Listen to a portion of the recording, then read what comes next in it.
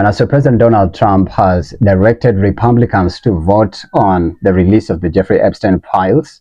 But it just turns out that what is now being published are edited versions of the files. So some of the news outlets and say reports that are being issued out there, it has prominently pointed out that President Donald Trump was a very close ally of Jeffrey Epstein. But then it just ends up that some of these, let's say, specific events where they were hanging out together. And now there's that email that has been, of course, highlighted by CNN and some of these other, international outlets, pointing out that, Donald and Jeffrey Epstein had had a good time with allegedly a minor. And the other day we saw SiriusXM's Megyn Kelly defending Jeffrey Epstein, saying, you know what, probably Jeffrey just liked, young girls. He was not a pedophile. Raising concerns again whether they have to relook at what some of the things that leads to someone being called a pedophile. But having a sex with an underage period is pedophilia.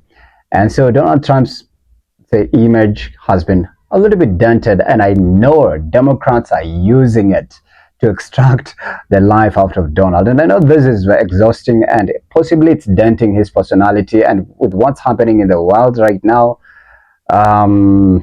it can actually put President Donald Trump at a position where, he might not be able to do some certain things because they're going to keep on calling him out on this Jeffrey Epstein files thing. And I think as time goes by, it's bound to be really chaotic. But then again, people are saying now that he has issued a directive for the Republicans to vote on the release of it, it means that what people are going to see are edited versions of this Jeffrey Epstein files, and from the emails, the images and everything. Remember, Jeffrey Epstein was a billionaire who died in jail in 2019, just when Trump was coming into office, allegedly by suicide, but he was charged of sex, drug trafficking, racketeering, human trafficking, all those things, including pedophilia as well.